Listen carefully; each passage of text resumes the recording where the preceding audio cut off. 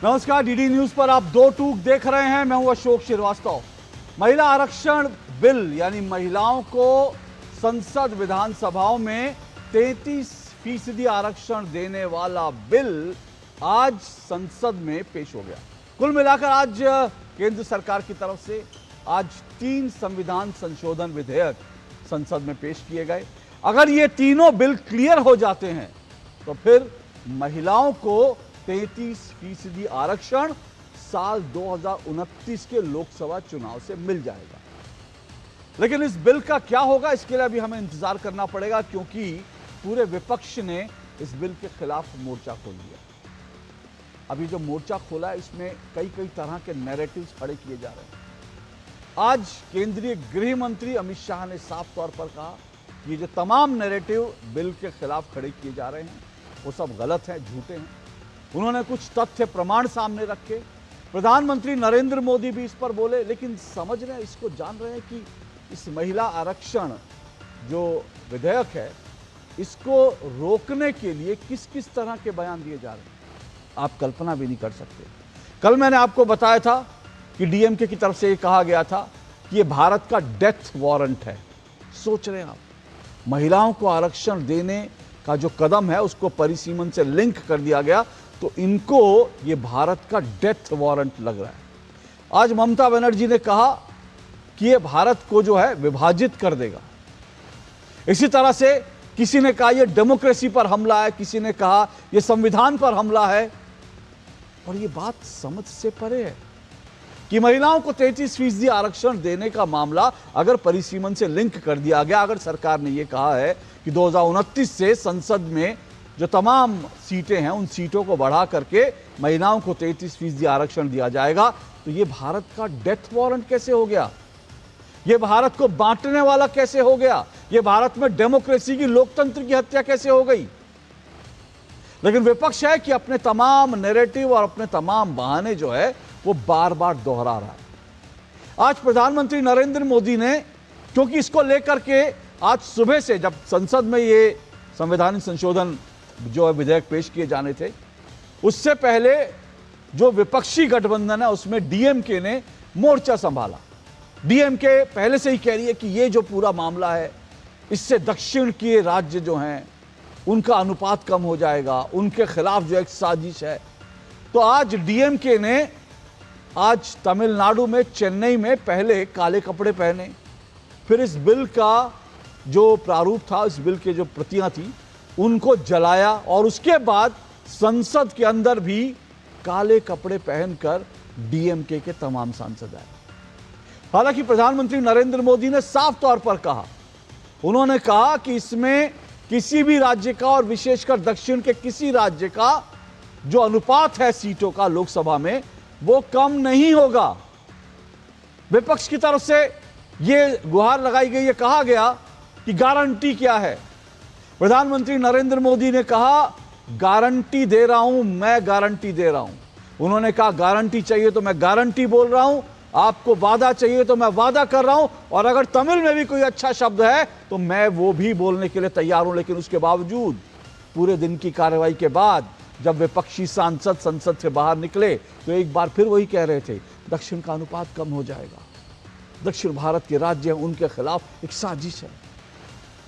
क्या विपक्ष एक बार फिर से इस पूरे मामले में गुमराह करने की कोशिश कर रहा है? क्या महिला आरक्षण को रोकने के लिए बहाने बनाए जा रहे हैं? अनावश्यक रूप से कुछ मुद्दे खड़े किए जा रहे हैं। आज दो टूक में इस पर ही चर्चा करेंगे, क्योंकि ऐसा लग रहा है कि विपक्ष बहकाए, मोदी गारंटी लाए। इसी पर आज चर्चा करेंगे, क्योंकि विपक्ष ने कहा कि दक्षिण भारत का जो हिस्सा है वो कम हो जाएगा, दक्षिण भारत के महत्व कम हो जाएगा, उनके खिलाफ एक साजिश है। प्रधानमंत्री नरेंद्र मोदी ने गारंटी दी है, संसद में खड़े होकर गारंटी दी है। उसके बाद भी अगर आप मानने को तैयार नहीं है तो फिर ऐसा ही लगता है कि आप बहकाना चाहते हैं। हालांकि प्रधानमंत्री नरेंद्र मोदी गारंटी पहले ही दे चुके हैं। इन सब पर आज चर्चा करेंगे। इससे पहले आगे बढ़ूं, संसद में आज जो कुछ हुआ जरा वो सुन लीजिए, फिर आगे की जो है डिबेट को हम शुरू करेंगे। सुनिए जरा।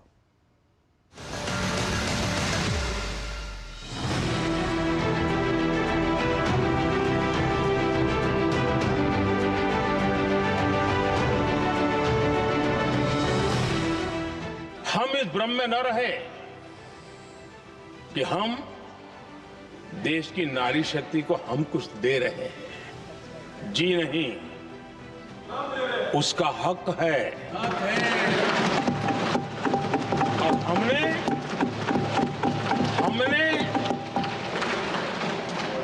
कई दशकों से उसको रोका हुआ है। आज उसका प्रायश्चित करके हमें उस पाप में से मुक्ति पाने का यह अवसर है। मौजूदा सरकार एक बार फिर इस देश की जनता की आंखों में धूल झोंकने का काम करके देश की अखंडता पर बहुत बड़ा हमला कर रही है। कुछ प्रदेशों की ताकत कम करके लोकतंत्र की धज्जियां उड़ाकर अगले चुनाव के लिए अपनी पार्टी की मजबूती का ढांचा बनाया जा रहा है। ये निर्णय प्रक्रिया किसी के साथ अन्याय नहीं करेगी।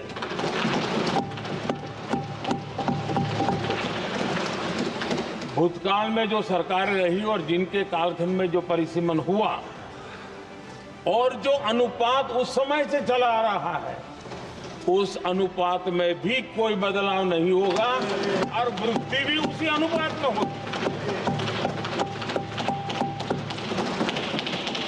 अगर गारंटी शब्द चाहिए तो मैं गारंटी शब्द उपयोग करता हूं। वादा की बात करते हो तो मैं वादा शब्द उपयोग करता हूं। अगर तमिल में कोई अच्छा शब्द हो तो वो भी मैं बोलने के लिए तैयार हूं। क्योंकि जब नियत साफ है तो फिर शब्दों का खेल करने की हमें जरूरत नहीं है जी। हमारी मांग होगी कि पहले सेंसस कराए, जनगणना कराई जाए, और अगर ये जनगणना नहीं कर रहे हैं तो इसका मतलब धोखा दे रहे हैं।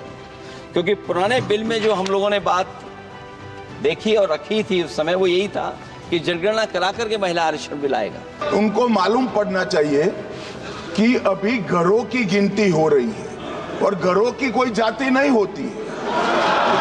समाजवादी पार्टी का चले तो घरों की भी जाति तय कर ले। मान्यवर, जब व्यक्तियों की जनगणना होगी, नागरिकों की जनगणना होगी, तब उसमें जाति का कॉलम रखा है। ये मेरा विभाग है।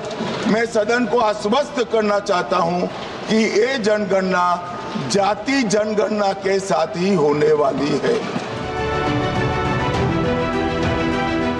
इस बिल के अंदर जब तक पिछड़े वर्ग की महिलाएं, जब तक मुसलमान भाइयों की महिलाएं नहीं शामिल की जाएंगी, हम समाजवादी लोग इसका साथ नहीं देंगे। सरकार से अनुरोध है कि इस बिल को, संविधान संशोधन बिल को, प्रशिक्षण बिल को, केंद्र राज्य संशोधन बिल को वापस लिया जाए और जो 2023 में महिला बिल लागू किया इस सदन ने, उसका अनुपालन किया जाए, देश के अंदर लागू किया जाए। हमारा संविधान किसी भी प्रकार के धर्म के आधार पर आरक्षण की कतई मंजूरी नहीं दे रहा।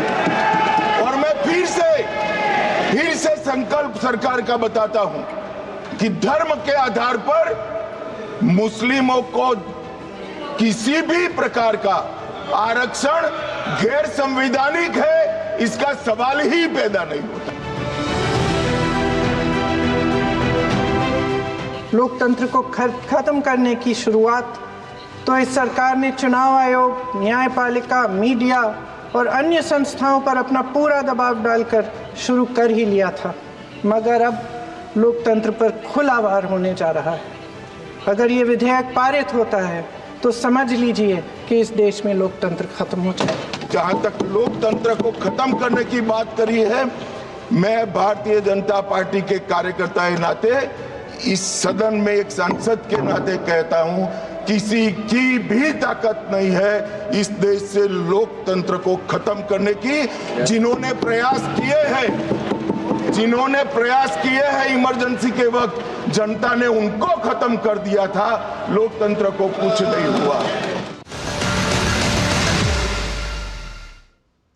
तो संसद में आज जोरदार बहस हुई, लेकिन कुल मिलाकर तस्वीर क्या है? तस्वीर यह है कि 30 साल से महिला आरक्षण जो कानून है वो बनाने की कवायद चल रही है। 30 साल पहले भी ये कहा गया कि इससे रीजनल पार्टीज खत्म हो जाएंगी। 30 साल पहले कहा गया कि इसमें कोटा में डालिए, कोटा में इसका कोटा डालिए, ये करिए वो करिए। 30 साल पहले कहा गया कि ये जो है अगर ये बिल पारित हो गया तो परकटी महिलाएं संसद में पहुंच जाएंगी। इस तरह की भाषा, इस तरह से जो है बहानेबाजी की गई। और आज 30 साल बाद क्या हो रहा है? 30 साल बाद कहा जा रहा है लोकतंत्र खत्म हो जाएगा। 30 साल के बाद कहा जा रहा है नारी नहीं बल्कि नारा दिया जा रहा है, नारी को नारा बना दिया गया। इस तरह की तमाम चीजें जो हैं आज भी कही जा रही है। आज कहा जा रहा है उत्तर दक्षिण में जो है अंतर आ जाएगा, आज कहा जा रहा है डेमोक्रेसी खत्म हो जाएगी, आज कहा रहा है देश बढ़ जाएगा। मतलब क्या? इस पूरे लब्बो लुआब से एक मैसेज जो निकल कर आता है वो ये कि क्या महिला आरक्षण को रोकने के लिए तमाम बहानेबाजी की जा रही है। आज दो टूक में इसी पर चर्चा करेंगे। 5 मेहमान मेरे साथ आज जो है डिबेट में जुड़ चुके हैं। आइए परिचय करवा देता हूं। मेरे साथ राखी राठौर जी जुड़ चुकी हैं, बीजेपी की प्रवक्ता हैं राखी जी। मेरे साथ अखिलेश कटियार जी जुड़े हैं, समाजवादी पार्टी के प्रवक्ता हैं अखिलेश कटियार जी। मेरे साथ पवन पटेल जी जुड़े हुए हैं, कांग्रेस के नेता हैं पवन पटेल जी। प्रोफेसर गीता भट्ट मेरे साथ जुड़ी हुई हैं। प्रोफेसर गीता भट्ट जो हैं वो लेखिका भी हैं और साथ साथ जो है प्रोफेसर हैं। और मेरे साथ स्वाति तिवारी जुड़ी हैं, राजनीतिक विश्लेषक। आप चारों मेहमानों का बहुत बहुत शुक्रिया, स्वागत। शुरुआत कर रहा हूँ सबसे पहले 1.5 मिनट राखी जी आपको दूंगा और अखिलेश कटियार जी आपको दूंगा। अखिलेश कटियार जी मैं आपसे शुरू करता हूँ। अखिलेश जी, मेरा सीधा सा सवाल है, 30 साल पहले भी वही कोटा वर्सेस कोटा, कोटे में कोटा, मुस्लिम महिलाओं को क्यों नहीं, इसको क्यों नहीं, उसको क्यों नहीं, आज भी वही सुर है। 30 साल में कुछ नहीं बदला। 1.5 मिनट। 2023 में अशोक जी जब संसद में महिला आरक्षण को लेके आए, हम तो उसी टाइम चाहते थे कि आप इसे दे दें, लेकिन उसमें आपने कहा कि 2029 में होगा, ये होगा, जनगणना होगी। बिहार में जाति सेंस वो आया एक है, उसमें वो जनगणना नहीं थी, लेकिन उसमें 62-63% पिछड़ी जातियों की आबादी थी। हम आज भी हमने उस समय भी महिला आरक्षण बिल का समर्थन किया था, हम आज भी समर्थन करते हैं। लेकिन आरक्षण के नाम पे परसीमन को बीच में रख के और 2029 में अगर बीजेपी की सरकार अपने आने वाली 29 में अपना रास्ता साफ करेगी तो हम उसका विरोध करते हैं। हम ये जरूर चाहते हैं कि डॉक्टर अंबेडकर का वो वाक्य आज यहाँ पे बिल्कुल क्लियर है कि सामाजिक जो लोकतंत्र है वो राजनीतिक लोकतंत्र के साथ चले, और जो पिछड़ों की आबादी इस देश में 60% है, उनकी राजनीतिक हिस्सेदारी उन्हें मिलनी चाहिए। हम बीजेपी से कहते हैं कि आप इसको लेके आए, उसके लिए ना आपको सीटें बढ़ाने की जरूरत है। वर्तमान परिवेश में भी सभी पार्टियों ने यह मांग की थी कि आप इन्हें इसी स्वरूप में लागू करें, ओबीसी का हिस्सा दे दें, लेकिन तब भारतीय जनता पार्टी कह रही थी कि जनगणना होने दीजिए, ये होने दीजिए, इसके बाद लागू करेंगे। अब इतनी जल्दबाजी क्यों है? आज पश्चिम बंगाल में चुनाव है, तमिलनाडु में चुनाव है, यहाँ 4 दिन बाद वोटिंग है। आज आप यहाँ पे एक इमरजेंसी सत्र बुला के आप उस पर बहस कर रहे हैं, इसमें राजनीति दिखती है। आप इसमें भारतीय जनता पार्टी की पिछड़ों के हक को लूटने की मानसिकता दिखती है। इससे भारतीय जनता पार्टी को बाहर आना। ओके, मैं राखी जी 1 मिनट रुकिएगा, मैं एक विषय समझना चाहता हूं। आपने वही बात है, आपने कई सारी चीजें एक साथ कह दी हैं। अखिलेश जी, आपने कहा कि भैया, उसमें से मुझे जो एक सवाल आपसे काउंटर क्वेश्चन है, आपने कहा कि बीजेपी 2029 के चुनाव में अपना रास्ता साफ कर रही है। मैं आपसे जानना चाहता हूं सर, जरा देश को समझाइए कि अगर सीटें बढ़ जाएंगी, 33% महिलाओं की सीटें हो जाएंगी, तो 2029 में इससे बीजेपी की जीत कैसे तय हो जाएगी?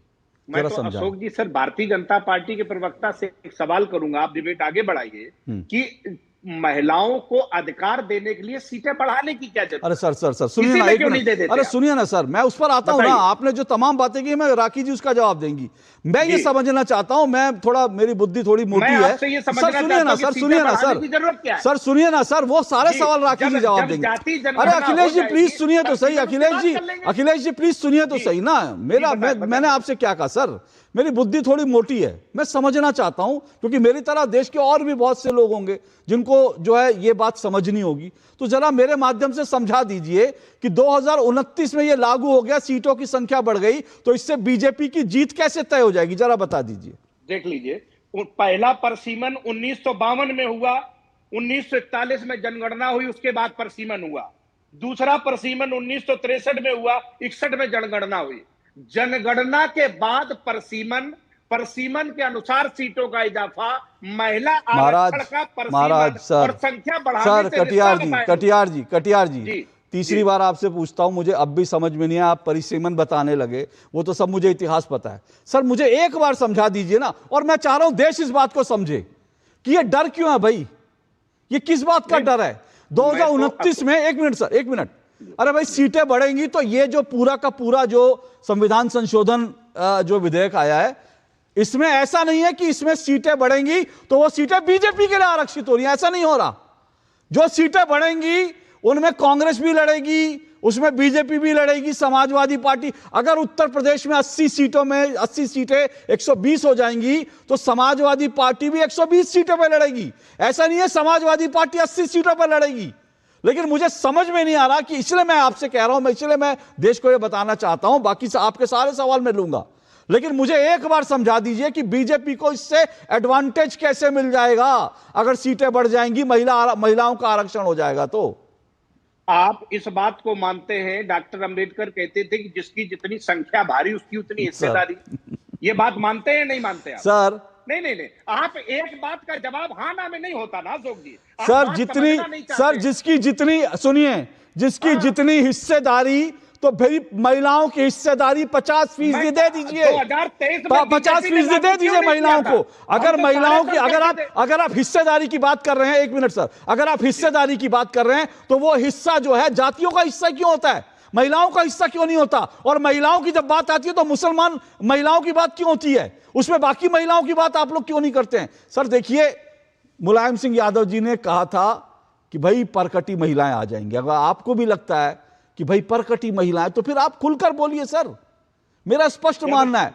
ये इस तरह से, सर एक मिनट रुकिए, अब मैं आगे, सर रुकिए, मैं आगे राखी जी के पास जा रहा हूं आपके बाकी सवालों को लेकर, क्योंकि ये साफ है कि आपके पास मेरे सवाल का जवाब तो नहीं है, और देश बार बार आपसे पूछेगा, और ये देश बार बार जानना चाहेगा कि इससे बीजेपी को एडवांटेज, और बीजेपी का एडवांटेज एक ही तरीके से मिल सकता है कि बीजेपी को इसका श्रेय मिले, महिलाओं को आरक्षण दे दिया, महिला वोटर बीजेपी के पास। तो भैया प्रधानमंत्री जी ने तो कहा मैं आपकी फोटो छपवा दूंगा, ब्लैंक चेक दे रहा हूं, आप क्रेडिट ले लो। तो अगर क्रेडिट की लड़ाई है तो भाई क्रेडिट ले लो ना। महिलाओं की हकमारी क्यों कर रहे हैं आप? रुकिए सर, अखिलेश जी रुकिए सर, मैंने आपको बहुत मौका दे दिया, लेकिन मेरी जिज्ञासा का हल नहीं हुआ। अब रुकिए एक मिनट, रुकिए राखी बिरलान जी, आपने सुना अखिलेश जी को जी, क्या क्या आप समझी इसमें से और क्या क्या आप निकाल पा रही है? किन किन सवालों का जवाब देंगी? एक सवाल मैंने पूछ लिया, उसका जवाब नहीं, लेकिन बाकी सवालों का जवाब आपको देना है, बोलिए। देखिए अशोक जी, हम सुबह से आज देख रहे हैं कि किस तरह से विपक्ष लगातार भ्रम फैलाने का काम कर रहा है, चाहे साउथ में बढ़ती हुई सीट्स, उनके प्रोपोर्शनल, उनका पार्टिसिपेशन की बात हो, चाहे परिसीमन के माध्यम से कुछ और करने की बात हो। वो लगातार इस बात का प्रयास कर रहे हैं कि कैसे ना कैसे यहाँ पर भ्रम की स्थिति बने और कोई ना कोई प्रॉब्लम इसके अंदर आ जाए। यानी साफ साफ मानसिकता दिखाती है कि ये महिला आरक्षण के विरोध में बात कर रहे हैं। आप देखिए, अभी इन्होंने बात की जिसकी जितनी संख्या भारी उतनी उसकी हिस्सेदारी, तो इसका मतलब साउथ में अगर सीट्स कम होंगी काउंटिंग के हिसाब से देखेंगे तो क्या उस कॉन्सेप्ट के लिए आप राजी होंगे? जबकि देखा जाए तो हमारी सरकार ने, आदरणीय माननीय गृह मंत्री जी ने आज बहुत स्पष्ट किया इस बात को कि हम प्रोपोर्शनली साउथ की सीट्स भी, साउथ जो अपने हिंदुस्तान का हिस्सा है उसमें भी उसी प्रोपोर्शन में सीट्स को बढ़ाने जा रहे हैं जिस प्रोपोर्शन में नॉर्थ में बढ़ रही है। यानी प्रोपोर्शनल पार्टिसिपेशन कहीं भी कम नहीं हो रहा है। महिलाओं को अगर हक मिल रहा है तो उसमें आप लोगों को सहयोग करना चाहिए। देखिए अशोक जी, अब तक संविधान में हम देखें तो 130 से ऊपर संविधान में संशोधन हो गए। अगर हम डे फर्स्ट को बात करते कि ये होना चाहिए, ये होना चाहिए, तो संविधान लागू ही नहीं हो पाता। एक बार लागू तो होने दीजिए, एक कदम तो हमें चलने दीजिए। अगर कोई जरूरत होगी, कोई संशोधन की जरूरत होगी तो हम आगे भी बात करेंगे। ये लोग बात करते हैं कई बार कैटेगरी वाइज भी कि आप कास्ट वाइज भी इसको बाइफरकेट कीजिए, तो पहले एक बार आरक्षण तो दीजिए, उसके बाद में वो भी होगा। लेकिन लगातार जिस तरह से मुझे लगता है अखिलेश जी की मजबूरी है ये बात, क्योंकि इनके नेता आज नारी को नारा बोल रहे थे कि आप भाजपा वाले जो है उन्होंने नारी को नारा बना दिया, जबकि सच्चाई ये है कि नारी को नेतृत्व करता आदरणीय प्रधानमंत्री जी ने बनाया है। ये सिर्फ और सिर्फ हल्के शब्दों में और लगातार ऐसी भाषा का प्रयोग करके जिससे कि हमारी कैपेबिलिटी पे, महिलाओं के काम में उनके वो क्या कर सकती हैं, इस पर डाउट क्रिएट होता है। ये मानसिकता का बदलाव लेकर आना है और उसके लिए महिला आरक्षण बहुत जरूरी है। तभी इस तरह की मानसिकता में बदलाव आएगा। अदरवाइज ये हमेशा इस तरह से हमें कैटेगराइज, मुलायम सिंह जी कहते थे कि परकटी महिलाएं आएंगी, इन पे सीटियां बजाई जाएंगी, और आज इन्होंने जो शब्द कहे, मुझे लगता है जो महिलाएं सुन रही होंगी उन शब्दों को, उनको बिल्कुल भी अच्छा नहीं लगा होगा कि इस तरह से नारी को नारा आपने बना दिया है। ये क्या तरीका है बोलने का? मुझे लगता है ये चीज ठीक नहीं है कि आप इस तरह से। अखिलेश जी एक छोटा सा काउंटर क्वेश्चन, एक मिनट अखिलेश जी, छोटा सा काउंटर क्वेश्चन। आपने कहा जिसकी जितनी संख्या भारी उसकी उतनी हिस्सेदारी। सर 1970 में आखिरी बार जो है हमने सीटों का निर्धारण किया ना कि किस राज्य की कितनी सीटें होंगी, है ना सर? किया ना? जी जी। क्या उस वक्त असम के साथ, हरियाणा के साथ, ऐसे कई राज्यों के साथ नाइंसाफी हुई थी? मानते हैं आप? नहीं, आप इसको दूसरे तरफ नहीं सर एक मिनट सर, मेरा तर्क नहीं सर प्लीज जनसंख्या नहीं, हाँ जनसंख्या से मतलब नहीं है। यस एग्जैक्टली, बोलिए सर, मैं समझ रहा हूं, आप बोलिए। जनसंख्या में जितना ओबीसी है तो उसको उतने ओबीसी को उतनी रिजर्व सीटें रिजर्व करोगे कि नहीं? आप प्रधानमंत्री ओबीसी से हैं, हम ओबीसी के हिमायती हैं, और जब ओबीसी पिछड़ों ने बॉडीगार्ड पिछड़े पामे 100 में 60, आज 63% पिछड़ों की आबादी है, आप उनको कोटे में कोटा क्यों नहीं देना चाहते? जब शेड्यूल कास्ट को मिलता है, शेड्यूल ट्राइब को मिलता है, तो बैकवर्ड को क्यों नहीं? मैं इसका जवाब राखी जी से चाहता हूं। राखी जी जवाब दीजिए। ओके देखिए, आज भी अशोक जी, आज भी जो 543 सीटें हैं उनके ऊपर कोई आरक्षण ओबीसी के लिए नहीं है, लेकिन सोशल इंजीनियरिंग के माध्यम से हम उस कैंडिडेट को खड़ा करते हैं जिनकी वहां पे जातिगत समीकरण होता है, जहां पे जीत के उनके चांसेस होते हैं। तो अभी भी पार्टियां जो है उस समीकरण को देखते हुए हक दे रही हैं। ऐसा ये कह नहीं सकते हैं कि ओबीसी समाज से कोई पार्टिसिपेशन या। अखिलेश जी दुखी, देखिए आप रोकने का टोकने का लगातार काम करेंगे, लेकिन महिलाएं देखेंगी, आप बोले फिर मैं अपना सवाल कि कैसे महिलाओं के आरक्षण की जब बात आती है तो आपकी पार्टी के लोग जो है उसमें रोड़ा अटकाने का काम करते हैं। आप इसको होने दीजिए एक बार। अगर मान लीजिए 2029 के अंदर ये एप्लीकेबल हो जाता है, उसके बाद जो आपको चेंजेस करने हैं वो लेकर के आ सकते हैं, लेकिन आपको हर चीज में क्वेश्चंस उठाने हैं, क्योंकि आपने। और ये बताइए, जब 2010 के अंदर राज्यसभा में ये पारित हुआ, उसके बाद आपकी ही सपोर्टिव गवर्नमेंट थी, 4 साल आपने पेश नहीं किया। जिस फॉर्मेट में आप चाहते थे उस फॉर्मेट में उस समय करते ना पेश, क्या प्रॉब्लम थी? अगर आपकी 2023 में जब हम महिला आरक्षण का विधेयक लेके आए, हमने समर्थन 2023 की बात करते हैं अशोक जी, मैं जवाब देती हूँ इस बात का। देखिए मैं जवाब दे रही हूँ अखिलेश जी, मुझे लगता है डीडी न्यूज का कार्यक्रम बड़ा ऐसा कार्यक्रम होता है जहाँ पे सबको अपनी बात रखने का मौका मिलता है। अखिलेश जी मेरी बात सुन लीजिए।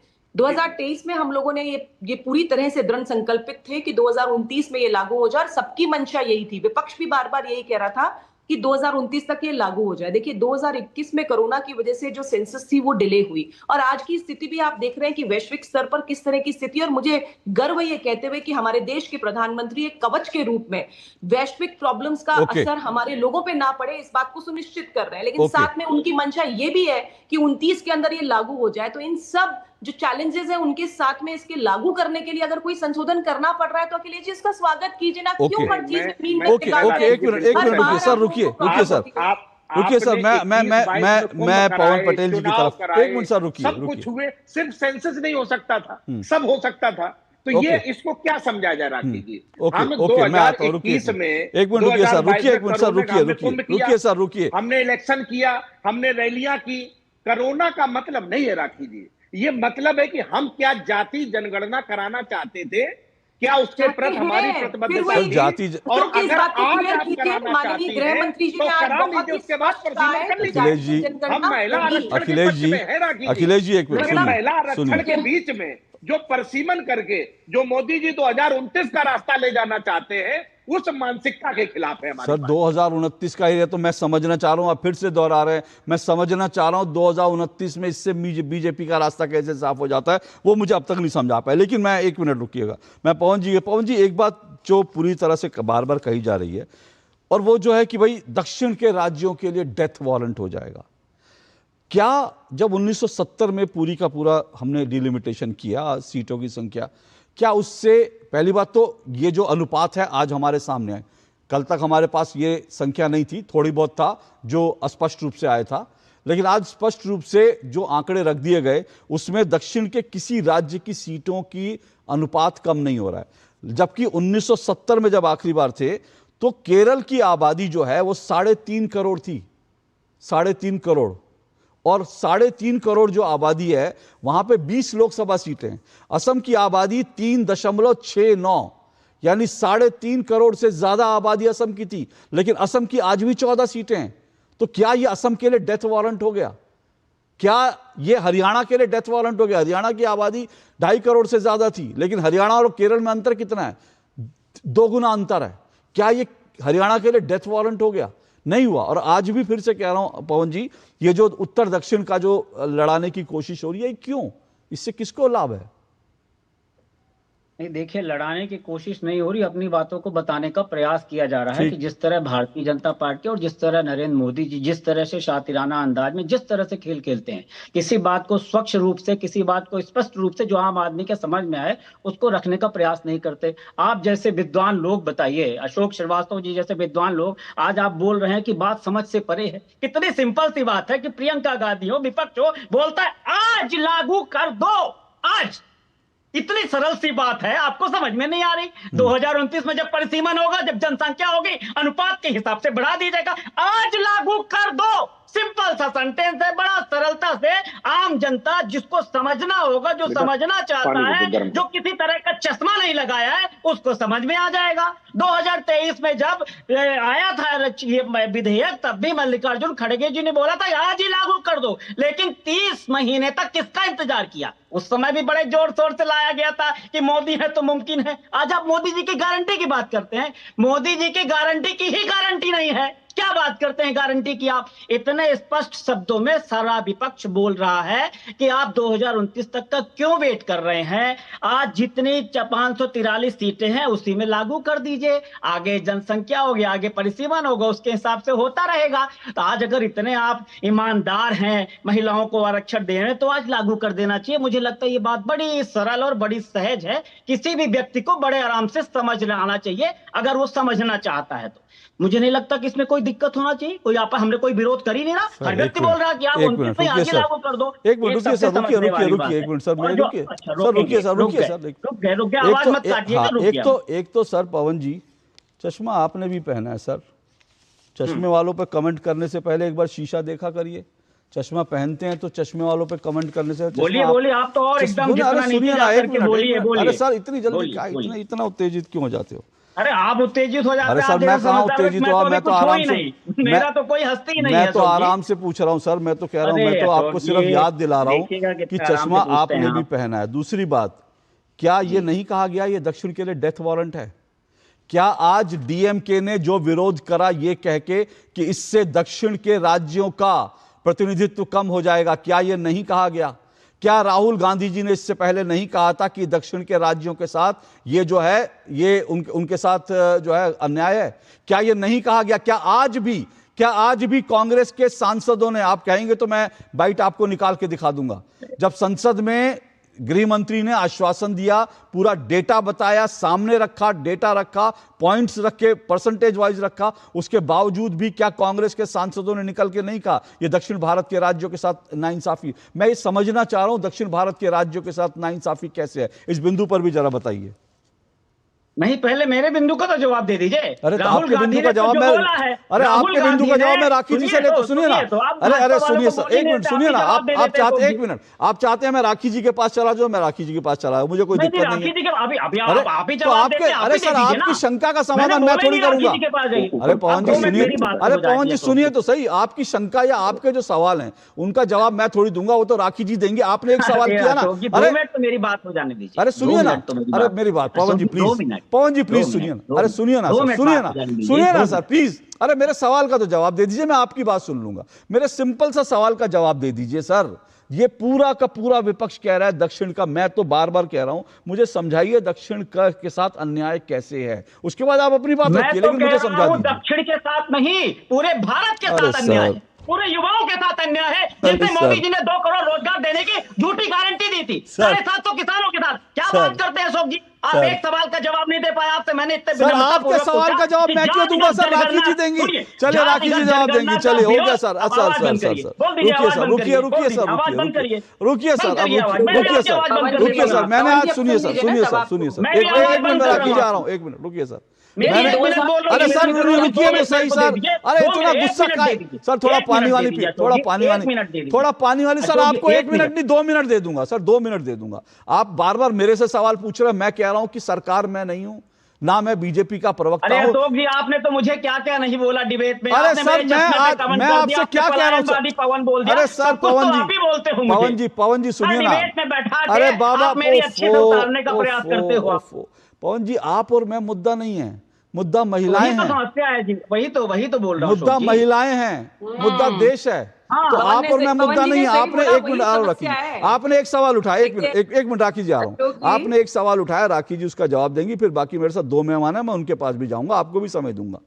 और वो सवाल ये आपने कहा आज ही क्यों नहीं लागू कर देते, अभी जैसी सिचुएशन है उसमें लागू क्यों नहीं, इसका जवाब मैं नहीं दूंगा। लेकिन मुझे अफसोस ये है कि मैंने एक सवाल अखिलेश जी से पूछा था, एक सवाल आपसे पूछा था, उसका जवाब नहीं आया। उम्मीद करूंगा राखी जी आपके सवाल का जवाब देंगी। राखी जी बोलिए। देखिए पवन जी ने जो आखिरी शब्द कहे ना, यही तो समस्या है। एक्चुअली समस्या यही है कि महिला आरक्षण कैसे लागू हो जाए, ये बात इतनी फ्रस्ट्रेशन लेवल पर आती है कि इलॉजिकल बातें करके हम सिर्फ समय और हल्ला मचाने का काम कर रहे हैं।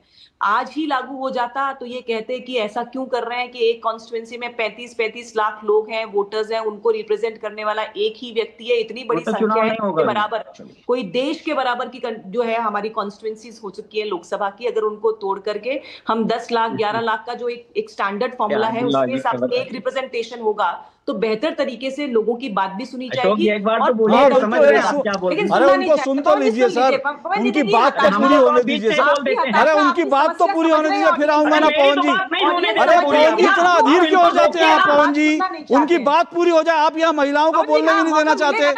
यही मानसिकता हम लोगों की, हम महिलाओं को बोलने भी नहीं देना चाहते। अरे उनकी बात पूरी हो जाए फिर आप बोल लीजिएगा। आराम से अगर ढंग से परिसीमन होकर के और 10 लाख 11 लाख के हिसाब से अगर रिप्रेजेंटेशन होता है तो मुझे लगता है उसमें कोई प्रॉब्लम है नहीं। 29 के अंदर इसको लागू करने की बात पहले भी चल रही थी, आज भी चल रही है, और मुझे पूरा विश्वास है कि आदरणीय प्रधानमंत्री जी इसको अगले लोकसभा के अंदर जरूर निश्चित तौर पर करेंगे। लेकिन पवन जी देखिए, एक सवाल काउंटर आप पर भी आता है, आपको भी 10 साल मिले थे, आप लोगों ने क्या प्रयास किए इसको लाने के? आपने सिर्फ इवेंट बनाया, हम इसे इंप्लीमेंट कर रहे हैं, ये समस्या हो रही है। 2010 के अंदर आपके सहयोगी लोग फाड़ दिया करते थे, तो ऐसी चीजें नहीं करें, हम इंप्लीमेंट कर रहे हैं। और देखिए मैं ये कहूंगी, ये सिर्फ किसी पार्टी की बात नहीं है। मैं आपके पास आ रहा हूँ पवन जी, आप ही के पास आ रहा हूँ, मुझे गीता जी और आगे भी बढ़ना, लेकिन मैं फिलहाल आप ही के पास आ रहा हूँ। बोलिए पवन जी, हाँ बोलिए, 1 मिनट रुक जाइए, राखी जी रुक जाइए, राखी जी रुक जाइए, राखी जी रुक जाइए, आप बोलते रहिए। हाँ बोलिए।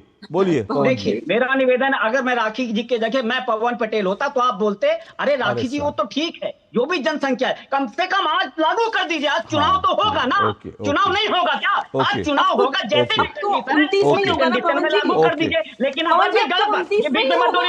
तो माइक बंद हो जाएगा, क्योंकि मेरा माइक बंद कर देते, आपका भी बंद कर देंगे। आज मैंने इतनी बार बोला है, मैंने विनम्रता पूर्वक निवेदन किया। राहुल गांधी है, राहुल गांधी उसका नाम है, वो महिलाओं में भी ओबीसी का कोटा दिला के रहेगा। जिस तरह जातिगत जनगणना का विरोध करने वाले लोग को मजबूर कर दिया कि जातिगत जनगणना कराना पड़ा, ये ताकत है राहुल गांधी की। आप कुछ भी कहिए अशोक जी, आप ना मत करिए, ना बोलिए, लेकिन आपको कम से कम इतना बोलना चाहिए कि जब पूरा विपक्ष बोल रहा तो भाई आज ही लागू कर दीजिए ना, या तो चुनाव कैंसिल कर दीजिए कि चुनाव ही नहीं होगा, परिसीमन और जनसंख्या के बाद चुनाव होगा। महिला आरक्षण को क्यों, महिला के साथ कोई इतना कुठाराघात क्यों करना चाहते? आज ही करिए लागू ना, इसमें क्या समस्या है? ओके राखी जी दोबारा बताइए भाई, आज ही क्यों करने में क्या दिक्कत है, क्या परेशानी है? आज जिस रूप में उस रूप में कर दिया जाए तो देखिए, चुनाव कैंसिल करना ऐसे बोलना बड़ा नहीं, वो कह रहे हैं आज ही लागू कर दीजिए। कैंसिल नहीं होता है। राहुल गांधी जी जिस जनगणना की बात कर रहे हैं, जातिगत 58 साल उनकी पार्टी ने राज किया, लेकिन कभी इस तरह की जनगणना की बात नहीं करी।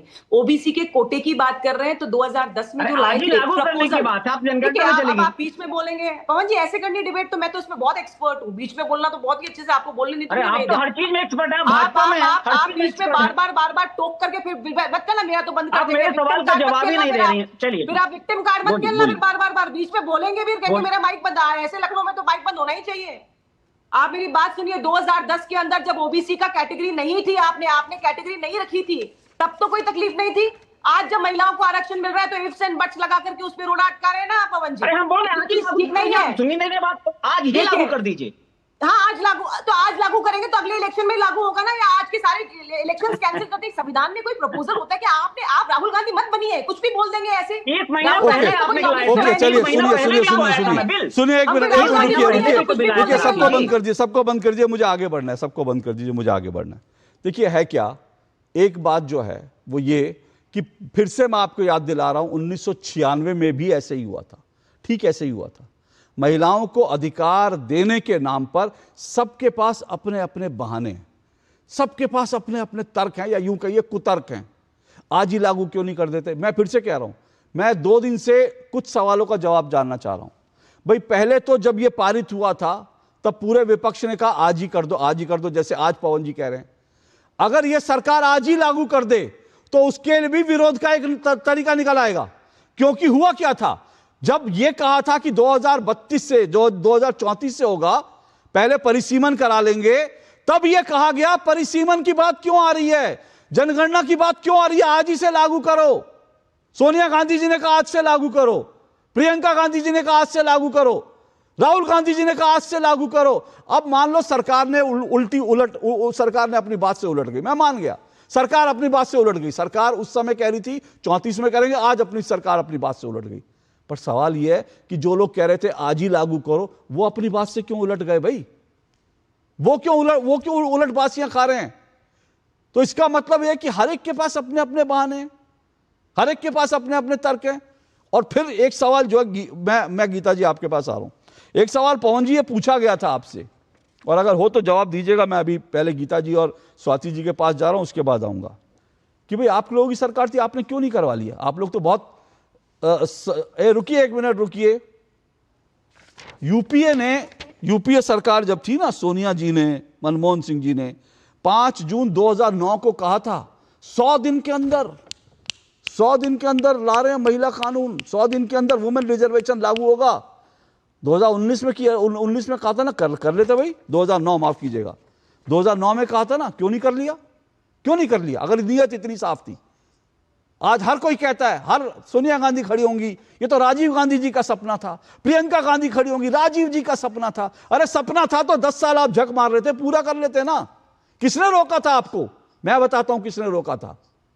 आप समाजवादी पार्टी की आड़ में छुपे थे, आप आरजेडी की आड़ में छुपे थे, आप ये कह रहे थे सीटियां बजेंगी, आप कह रहे थे परकटी आ जाएंगी, और क्या क्या शब्द नहीं कहे गए थे।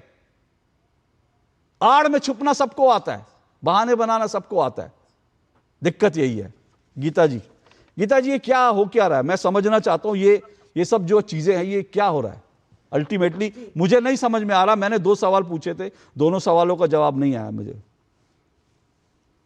अशोक जी देखिए, मैं समझती हूँ कि जो हमारे भारत का ये संसदीय लोकतंत्र है, इसमें एक ये निर्णायक क्षण है, और ऐसे निर्णायक क्षण को इतनी जो से संकीर्ण सोच से कुछ विपक्षी दल जो देख रहे हैं, तो इसकी जो एक इतनी महती भूमिका ये जो क्षण है, इसकी हमारी संसदीय लोकतंत्र में होने वाली है, महिला आरक्षण आने की, उसको जो है छोटा कर रहे हैं। उसको ऐसा छोटा नहीं करना चाहिए, क्योंकि शायद इतना देख नहीं पा रहे हैं कि समाज में जो भारत में क्या है वो बहुत ध्यान से देख रही है। ये डिजिटल युग का जमाना है, आईटी युग का जमाना है। आज दिल्ली में जो बात कही जा रही है, क्षणों में वो पूरे देश भर में पहुंच रही है। सब इस बात को और मंथन कर रहे हैं। आज आप देखिए, जो महिलाएं एक बड़ी स्ट्रांग वोटिंग कम्युनिटी के रूप में उभरी हैं पिछले 1 दशक में, 1.5 दशक में, तो इसलिए आप बहुत हल्के में ले रहे हैं। और ऐसे इसलिए बड़ा महत्वपूर्ण है कि ये जो विषय लाए जा रहे हैं, जो प्रश्न चिन्ह लगाए जा रहे हैं, आप लगाइए, ठीक, बिल्कुल एक संवाद होना चाहिए। और कोई इतना बदलाव आ रहा है, लेकिन उसमें सकारात्मकता नहीं दिख रही है। परेशानी ये है, उसमें नकारात्मकता दिखाई दे रही है। कौन दिखा रहा है नकारात्मकता? कौन दिखा रहा है नकारात्मकता? संवाद की बात सब कर रहे हैं, कह रहे हैं जी। कितनी आप देखिए, विरोधाभास कितना बड़ा है। एक तरफ दक्षिण के राजा, आप बताइए कितना बड़ी बात है कहना कि डेथ वारंट है, इतना बड़ा महिला सशक्तिकरण का विषय प्रधानमंत्री जी के द्वारा लाया गया है, और उसको आप डेथ वारंट कह रहे हैं महिलाओं को आरक्षण देने को। और उसमें आपका चिंता का विषय क्या है कि हमारी जनसंख्या जो है, क्योंकि हमने अपनी जनसंख्या का कंट्रोल किया। हमने जो है इस बात का ध्यान रखा कि हमारी प्रजनन दर ठीक रहे, तो हमारी जनसंख्या कम हो गई है। तो आप जब अगले सेंसस में जब आप उसको बदलेंगे तो दिक्कत हो जाएगी, नंबर ऑफ सीट्स कम हो जाएंगी हमारी, क्योंकि आप पॉपुलेशन के जनसंख्या के हिसाब से करेंगे। दूसरी तरफ आप देखिए कि अभी जो बात विषय आ रहा है क्या है कि जो पिछड़ा वर्ग है उसकी जनसंख्या बढ़ गई है, 60% हो गई है, तो उसके हिसाब से उनको सीट देनी चाहिए। आप क्यों नहीं उसके हिसाब से सीट दे रहे हो? उसके हिसाब से उनकी महिलाओं को सीट देनी चाहिए। तो कितना विरोधाभास है दोनों बातों में। एक तरफ आप बढ़ती जनसंख्या को काउंट करना चाहते हैं आरक्षण देने में, और दूसरी तरफ जो दक्षिण के राज्य हैं वो कह रहे हैं कि भाई उनको आप जो अगले सेंसस जिन राज्यों की जनसंख्या बढ़ गई उनको हक नहीं देना, जिन राज्यों की जनसंख्या बढ़ी उनको हक नहीं देना, लेकिन जो जातियों की जनसंख्या बढ़ी उसको हक देना है। ये डबल स्टैंडर्ड तो दिखता है साफ तौर पर। आप देखिए इन बातों में कितना, मतलब विपक्ष की अपनी ही बातों में कितना विरोधाभास है। तो इसलिए ये मैं समझती हूँ, और प्रधानमंत्री जी ने जिस प्रकार आज, और सौभाग्य से आज मैं वहाँ प्रत्यक्ष रूप से उनको सुन भी पाई, क्योंकि बहुत सारी महिलाओं को ये कहा गया था कि ये एक कि भाई वो आके और देखें और सुने कि एक इतना हिस्टोरिक ये मूवमेंट है, ऐतिहासिक पल है। ऐसे में मैं ये कह रही हूँ कि क्यों ना आप आगे बढ़कर, वो बिल्कुल प्रधानमंत्री जी ने ठीक कहा है कि ये क्यों इसका क्रेडिट ले लें सब लोग, ये इतना बड़ा काम हो रहा है, इसका सारे जो जितने राजनीतिक दल है इसका क्रेडिट क्यों नहीं ले लेते हैं। आप सबने अपनी अपनी कॉन्स्टिट्यूएंसीज में जाना है, वहां महिलाओं के पास ही जाके आपको वोट मांगने हैं, तो क्यों आप इस बात को क्यों नहीं समझ पा रहे हैं। ये थोड़ा अशोक जी ये इस संकीर्ण सोच से बाहर आने की शायद विपक्ष को आवश्यकता है। संकीर्ण सोच है, या महिलाओं को जो कि भैया महिलाएं तो जाएंगी तो मेरे घर की महिलाएं जाएंगी, बाकी महिलाएं नहीं जाएंगी, ये वो सोच है। क्योंकि महिलाओं को आगे बढ़ने से रोकने, फिर से मैं बार बार जाता हूं, 30 साल में अगर हम एक कंसेंसस पे नहीं पहुंचे हैं महिलाओं को आरक्षण देने के मसले पर, तो फिर कहां पे देश ये क्या कहते हैं हम महिला की देश तरक्की कर गया, महिलाएं सशक्त हो गई। आज भी किसी कंसेंसस पे हम नहीं है। मैं आता हूं एक छोटे से ब्रेक के बाद, स्वाति जी आऊंगा इस ब्रेक के बाद, और सवाल तो कई सारे हैं, उन सब सवालों को एड्रेस करने की कोशिश करेंगे, जवाब ना आए लेकिन कोशिश करेंगे इस ब्रेक के बाद।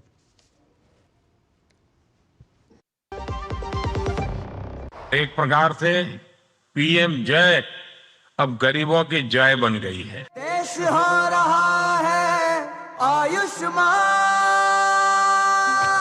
मुफ्त उपचार मिल रहा, अब कोई लाचार ना रहा, जन जन का हो रहा कल्याण। गरीबों की शान ये है स्वास्थ्य का वरदान। आयुष्मान आयुष्मान देश हो रहा। आयुष्मान भारत प्रधानमंत्री जन आरोग्य योजना के तहत करोड़ों लोग बने हैं 5 लाख रुपए के मुफ्त इलाज के हकदार। तो आप भी आज ही आयुष्मान ऐप डाउनलोड करें और आयुष्मान कार्ड बनाएं। अधिक जानकारी के लिए 14555 पर कॉल करें। पढ़ता है, खेलता है, झूलता उछलता है, दौड़ता कभी कभी दौड़ कराता है, आगे आगे बढ़ता है इंडिया, अमूल दूध पीता है इंडिया। मेरी पसंद, मेरी पसंद, मेरी पसंद, मेरी पसंद, हमारी पसंद, हम सबकी पसंद। मजबूत देश का मजबूत सरिया हो गया स्टील। गोल्डी छोले मसाले, जहाँ जाए रिश्ते बनाए। गोल्डी लाए हैं फ्रेश लॉक टेक्नोलॉजी, जो रखे मसालों को हर समय फ्रेश। चलिए, दो टूक आप देख रहे हैं। दो टूक में हम चर्चा कर रहे हैं विपक्ष बहकाए, मोदी गारंटी ले आए। क्योंकि क्या विपक्ष बहका रहा है वुमेन रिजर्वेशन के मामले पर? क्योंकि विपक्ष ने कह दिया है जो तीनों संवैधानिक संशोधन विधेयक पेश किए गए उसका विरोध करेगा। अलग अलग तमाम जो पार्टियां हैं उनके अलग अलग तर्क हैं, वो अलग अलग कारण दे रहे हैं, या उसे अलग अलग बहाना भी कह सकते हैं। लेकिन अब होगा क्या मैं नहीं जानता। कल एक बार फिर से संसद बैठेगी, लेकिन आज जो बहस हुई उसमें बहुत सारी चीज़ें आज सामने आई, उन सब पे चर्चा कर रहे हैं। 5 मेहमान मेरे साथ जुड़े हैं। स्वाति तिवारी जी, मैं फिर से कह रहा हूँ, आप समझ पा रही हैं ये जो कुछ चल रहा है, अचानक से सभी पार्टियां पलटी खाती हुई दिखती हैं, आज कुछ कह दिया कल कुछ कह दिया। ये महिला आरक्षण पर इतना फ्लिप फ्लॉप क्यों हो रहा है भाई? कौन सी पार्टियां उल्टी और पुल्टी दिखाई दे रही है? मुझे विपक्ष में तो नहीं, कोई मुझे ऐसा बीजेपी भी दिखाई देती है ना। बीजेपी सरकार पहले ये कहती है कि हम 2034 में करेंगे, फिर अब वो कह देती है नहीं अब पहले परिसीमन के साथ हम कर देंगे, तो वो भी तो ये तो पॉजिटिव नोट पे हुआ ना। अगर आप पलट भी रहे हैं और भलाई के लिए पलट रहे हैं तो ये तो अच्छी बात है। सबसे पहली तो ये बात। अब आते हैं कि इतनी उलटफेर, ये मानसिकता, ये सोच, ये आ कहां से रही है? तो जिस पार्टी के लिए नारी सशक्तिकरण का अर्थ है इंडिया इज इंदिरा और इंदिरा इज इंडिया, जो पार्टी इस देश में, भारत देश में महिलाओं को 50% रिजर्वेशन या 33% रिजर्वेशन या सशक्त करने की बात तो दूर, उनको जन्म देने के अधिकार तक से वंचित रखी थी। हमारा जेंडर रेशियो क्या था मोदी सरकार से पहले? तो हमें तो पैदा होने तक के हक से वंचित रखने में ये जो हमारी पिछली सरकार, कांग्रेस की सरकार थी, जो आज सशक्तिकरण की बात कर रहे हैं, तो वो किस लेवल पे कितना पिछड़े हैं और कौन सा विपक्ष और कौन सी पार्टी। अभी परकटी महिला आ जाएंगे, उनकी बात हो रही थी और उन्होंने खुद अपनी बहू को अपने सामने ही जो है संसद में भेज दिया। तो मानसिकता, सोच और वो कर क्या रहे हैं, इसमें अंतर कितना दिखाई दे रहा है। एक विपक्ष जो अपने राज्यसभा सांसद को सीएम हाउस में प्रताड़ित होते हुए देखते हैं और कोई एक बयान तक नहीं आता है कि जो हुआ सो गलत हुआ। तो नारी सशक्तिकरण की परिभाषाएं तो ये इनकी जो नियत है, इनके जो कर्म है, वो सालों से तो दिखाते आ रहे हैं। यही तो कारण है ना, कुछ तो कारण है जिस वजह से 4 दशक हो गए ना लगभग कांग्रेस बहुमत नहीं लेकर के आ पाई है सेंटर में। बंगाल से, गुजरात से, बिहार से दशकों से गायब है। तो कारणों का अवलोकन इनको नहीं करना है और महिला सशक्तिकरण और ये परिसीमन को जो कंफ्यूज करके और मर्ज करने की कोशिश कर रहे हैं। एक बात मैं कांग्रेस से पूछना चाहूंगी कि इनको तो आज क्या, इनको तो इंदिरा गांधी के समय से ही परिसीमन से समस्या है, वो तो हमेशा करेंगे। अगर नहीं होता तो 42वां संशोधन ला करके परिसीमन को स्थगित क्यों करती वो 2001 तक? क्या कारण था? जो संविधान हमें जनगणना के साथ परिसीमन का अधिकार दे रहा था, जो बात आज ये लोग ताल ठोक करके कह रहे हैं, उस समय ये कॉम्प्लीमेंट्री रिलेशनशिप इन लोगों को क्यों नहीं दिखाई दे रहा था इतने सालों से? तो जनता आज मूर्ख नहीं है और जिन महिलाओं को ये मूर्ख समझ करके उनको एक लॉलीपॉप पकड़ा रहे हैं और उलझाने की कोशिश कर रहे हैं, तो आज के भारत की जो महिलाएं हैं वो इनके झांसे में नहीं आएंगी। और सरकार पे इतना भरोसा है कि वो ये तीनों बिल जो सपोर्टिंग बिल हैं इस विधेयक को लेकर के, नारी वंदन को लेकर के, वो पास होंगे, होने चाहिए। विपक्ष को अगर अपने आगे की जो पटरी है राजनीति की, वो अगर और क्लियर करनी है तो उनको समर्थन करना चाहिए। कह रहे हैं कि पटरी तो बीजेपी ने बिछा दिया और 2029 का चुनाव बीजेपी निकाल जाएगी। भैया परिसीमन के बाद जब ईवीएम हैक कर लिया है, उनका सारा डर ही सी बात क्या है, पूरा का पूरा इनका डर ही सी बात क्या है कि अगर ये पारित हो गया, अगर लागू हो गया तो बीजेपी आसानी से जीत जाएगी। हालांकि जब ईवीएम हैक है अशोक जी, जब वोटर लिस्ट इनके हिसाब का है, जो प्रेस कॉन्फ्रेंस में राहुल गांधी बताते हैं, जो एसआईआर करके सारा हड़प लिया है चुनाव आयोग है,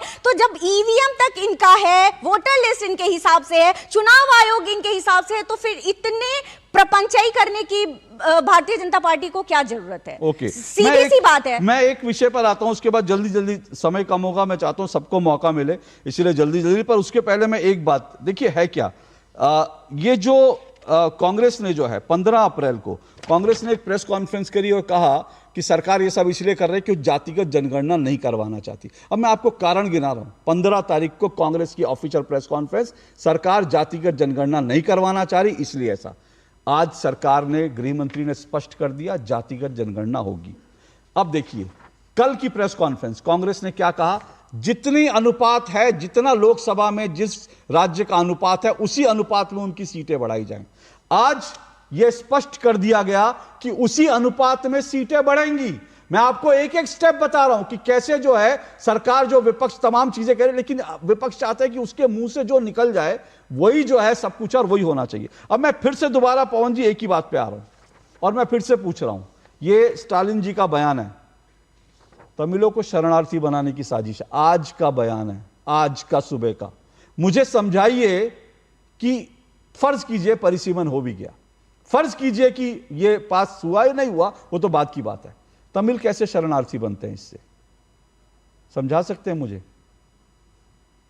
नहीं देखिए, आपको समझाने की आवश्यकता नहीं। आप अशोक श्रीवास्तव जी, आप तो हर चीज समझे हुए हैं, आपको समझाने की कोई आवश्यकता नहीं। आप हम लोग को समझाइए, हम लोग का मार्गदर्शन करिए। देखिए अभी हमने जो बात आपसे बोली, आपने जो 100 दिन का जिक्र किया था ना, वो 100 दिन का जिक्र वो था मोदी जी की गारंटी वाला था, जो 100 दिन में काला धन लाने था।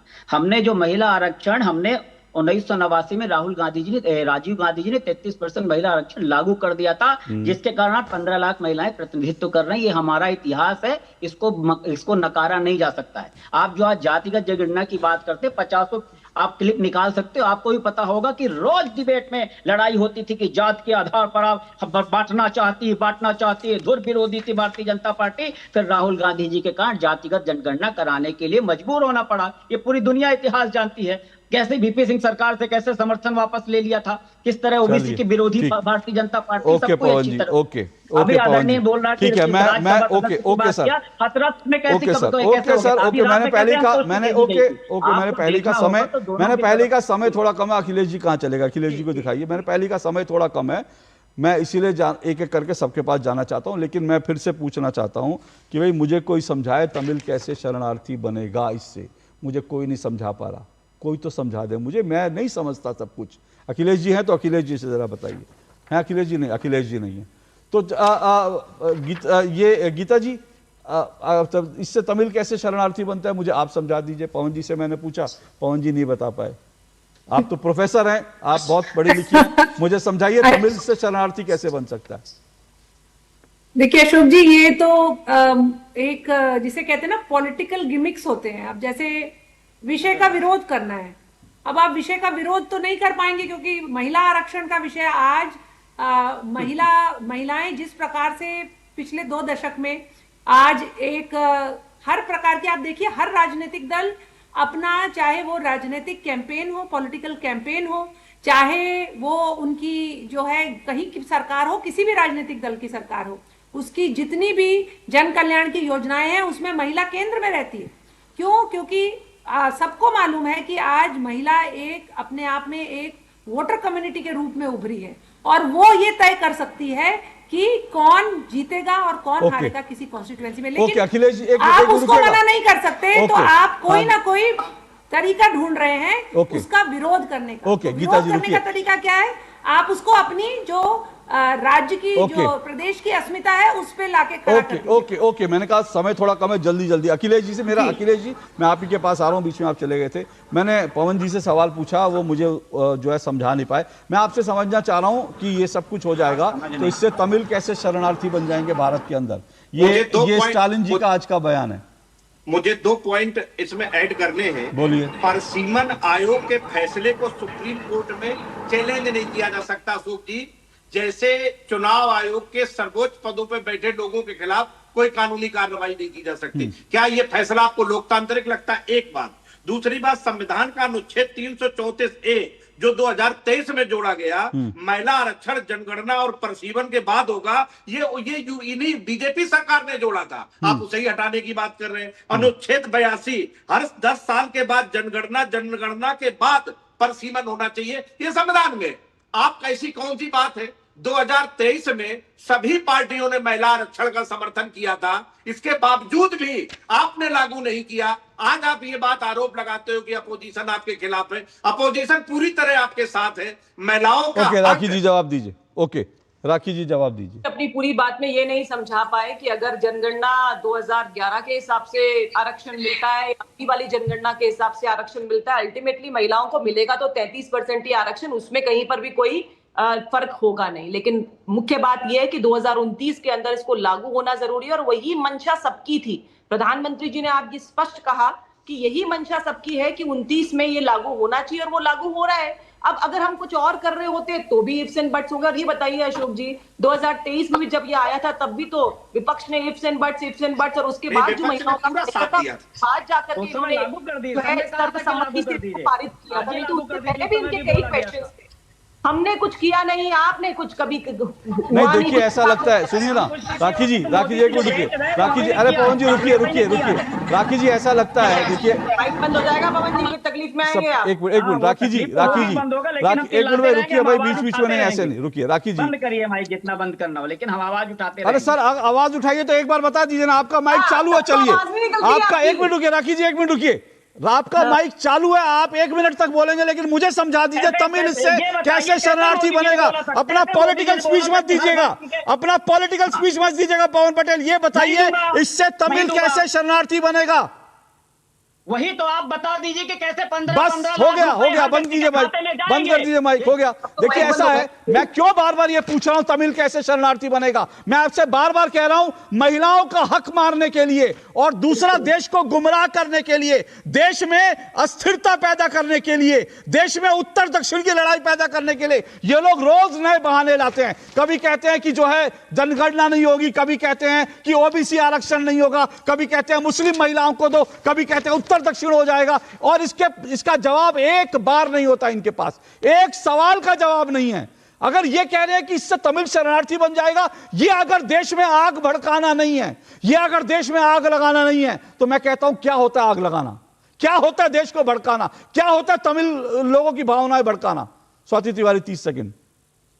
जैसे सीएए से भारतीय मुसलमानों की नागरिकता जा रही थी, वैसे ही इस बिल से तमिल शरणार्थी बनेंगे। थैंक यू, मुझे आपने जवाब दिया। कभी मुझे जैसे सीए से मुसलमानों की नागरिकता जा रही थी ना, वैसे ही वुमेन रिजर्वेशन से तमिल जो है शरणार्थी बन जाएंगे। गजब का फॉर्मूला है। और आपने यह भी देख लिया था कि सीए आने के बाद कितने मुसलमानों की नागरिकता गई, और अब यह भी देखिएगा कि महिला आरक्षण बिल पास हो जाएगा तो कितने तमिल शरणार्थी बनेंगे। यह देश को सिर्फ जो है किसी ना किसी रूप में आग लगाने की एक मंशा दिखाई देती है, महिलाओं को रोकने की मंशा दिखाई। लेकिन हाथ जोड़कर विनती है, 30 साल हो गए सर, अब तो सुधर जाइए। आज के लिए इतना ही, आपसे कल मुलाकात होगी। नमस्कार।